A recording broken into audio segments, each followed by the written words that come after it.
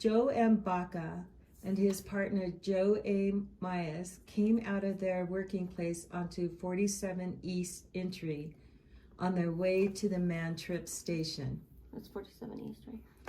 And a Man-Trip station is on rails, and what that does is it transports the miners from one place to another, because sometimes the miners have to walk miles to get out of the mines. And so the company had a way to transport miners.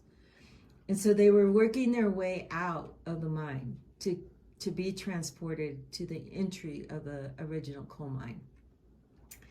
Okay, so a trip of 4 cars of coal was being made up when this trip started up the grade.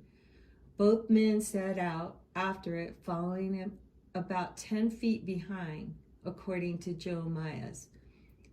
When they say trip, it just means the cars, the coal cars. When Tripp advanced to the point marked A, I don't know if you can see A. Oh, here. Oh, here, A, okay. Okay. The motor went over a sharp knuckle in the track. So the cars were being pulled. I think there were 4 cars. This caused the cars to become uncoupled, which means they came apart from the engine. And the 2 men, according to Myers, jumped on the back car and rode it down. The cars traveled 132 feet down grade, being derailed by the frog. And a frog is a mechanism within the rail that prevents the cars from going beyond that point. Okay. And so when it came to that point, it must have been an abrupt stop. A break. Yeah. And so being derailed by the frog and throwing Myers against an empty car, but pinning Baca underneath. And so when I met with Bob, here's what he said. Bob thinks Joe Myers and Joe Baca were walking behind the loaded cars. It was being pulled uphill. So they were behind cars being pulled uphill. The cars came uncoupled when it went over a knuckle at the switch of the tracks. Both Joes had little time to respond. They were also in an area where there is very little room on the sides to safely let the cars pass by. And so they weren't able to go to the side or get out of the way because there wasn't room. Were they going this way? Yeah. Where it says East 47 entry, that's where they were going. So they were coming from here? Yeah. Going this way? Yeah. But then the cars, so that was going uphill. So then the cars, well, I'll keep reading because he kind of explains that part. In their quick judgment, they jumped on the last car, which it would have been the first car coming down. So they had been going up, and now the cars are going down. Okay, so when the cars came to a stop, Joe M. Baca was pinned under the coal car. And so that's how he got injured, seriously injured. And according to the records, he died the very next day. Right. Yeah. So did he get thrown out of the car? He must have, when it stopped by the frog, he then must it got thrown just out. got thrown and out. Then he got, he got pinned underneath. Yeah. So that's what I have. And then this other document is much more detailed about, and it has a lot of mining terminology in it, but that's what I brought today is like a summary of what happened. So it was considered an accident. It was considered a fatality, yeah. Right. Yeah. But it wasn't right. So where this accident where the accident happened. Yeah. I'm already crying. Yeah. I know. Well, yeah. I didn't even know my dad. I mean, my dad was killed and I was only 4. So I didn't even really get to know my dad. But he's my dad, so I've got feelings for him that I have never experienced with him. Only from the time I was born to 4 years old. But Well, I think seeing that he. But seeing the part that he did get, the X-ray here and, the things that happened to him, I just know he was crushed by a car, but I don't exactly know how it all happened. But, yeah, it's so many years ago. But it's just kind of reliving it. I'm sorry. No, that's okay. This is kind of reliving the moment that he was desperately fighting for his life right there, And is this other man? Did he survive? Did he survive? He survived. Yeah. He survived. Yeah. Well, I think his injuries were minor. Because he wasn't pinned under the car. Right. Under that car, mining car. Yeah. And it sounds like from the other document that there was like a step on the car. So I think they weren't in the car, but they were on like the step, the back of the car.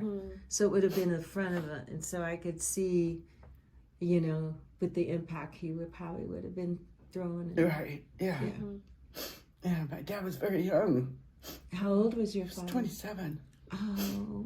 Yeah, my dad was very young when he got killed. I bet it changed your life forever. Well, it did, because, then I had my mom, and then my mom died 2 years later. Oh. And she died of an illness. And then my grandma raised us, which is my mom's mom. And I owe my life to my grandma, because, if it had been for her, who knows where me and my brothers would have landed. So you had two brothers also? Yeah, I had two brothers, and Were they Younger. they're younger than me, because I'm the oldest. So young. Yeah, and so my grandma raised us three. Bless her heart. Yeah, she was amazing. Yeah. And What was your grandmother's name? Emma Garcia. And she did a lot for the community, too. She was very active. She's the one on the mural. Yeah, Oh. yeah. But anyway, When that happened, did your grandma live in the same community? Or my grandma kind of lived with us. Okay.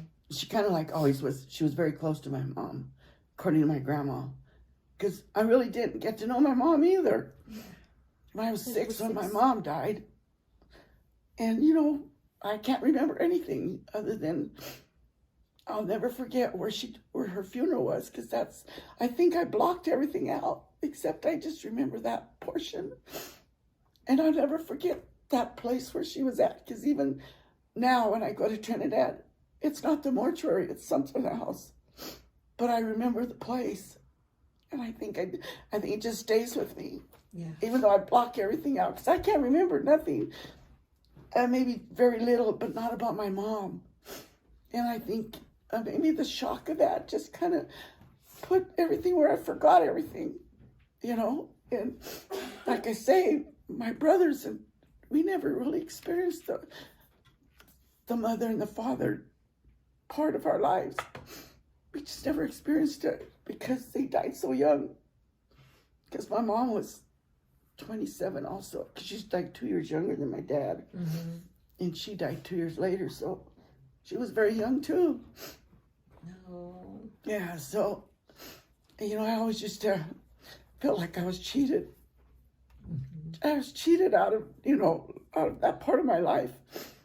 And I always used to say, I just asked God to let my children know what it's like to have a mom and dad, because I never knew what it was like. I mean, my grandma was my mom and my dad together, but it's not the same.